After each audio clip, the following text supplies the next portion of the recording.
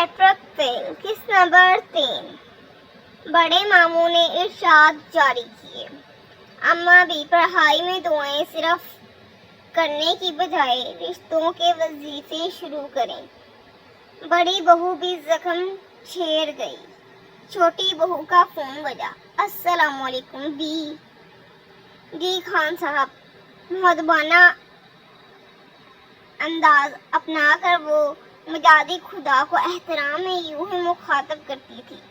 जी fail हो गई है, लें उर्दू मुतालिया पाकिस्तान इस्लामिया तो बच्चों के सब्जेक्ट्स हैं, ऊपर लिख दिया गया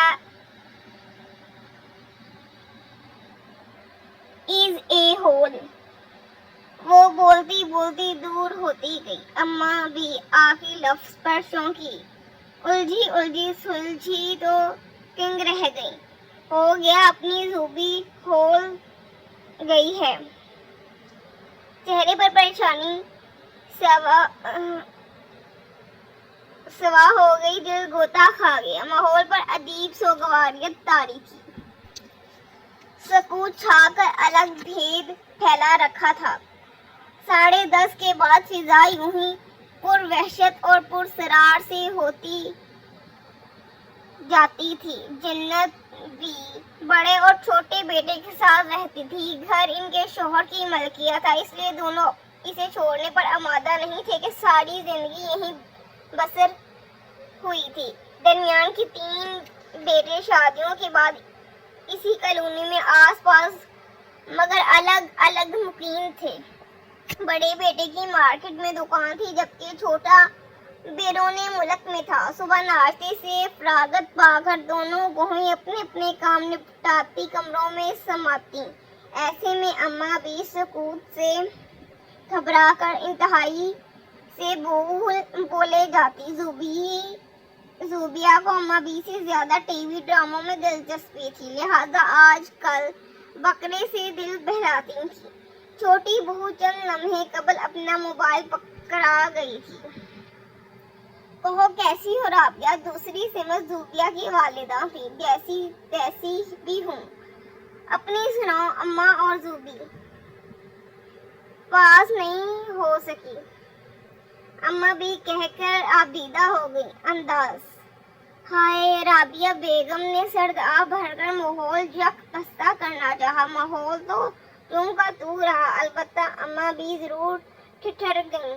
हमारी किस्मत अभी दूर खड़ी है। वो कह रही थी, मैंने सोचा था कि मैट्रिक कर ले तो इस्लामाबाद भिजवा दूंगी, पढ़ लिख लेगी तो किसी अच्छी जगह शादी कर दूंगी, मगर जाने गलत कहाँ रह गई मैं।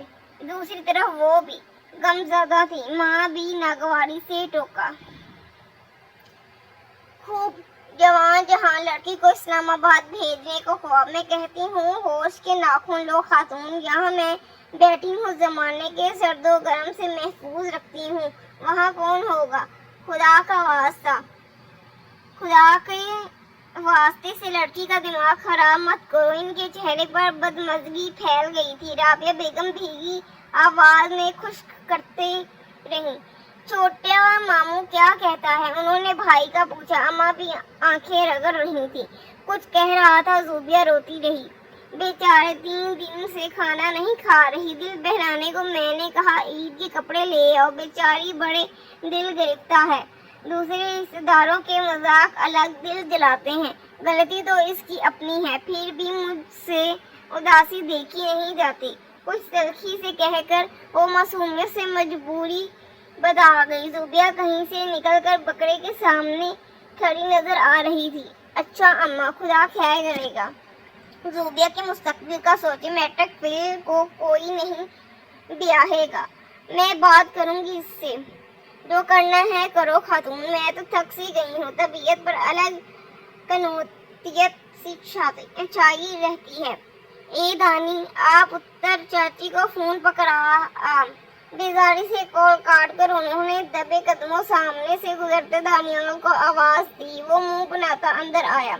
ए रुक, जरा बैठ। यहाँ उन्होंने पाँव समेट कर जगह बनाई तो वो बेचारी सी शक्ल बनाकर बैठ गया। वो आती है क्या नाम है? मोइका? नहीं दादी, अलीशा तो बिल्कुल नहीं आती।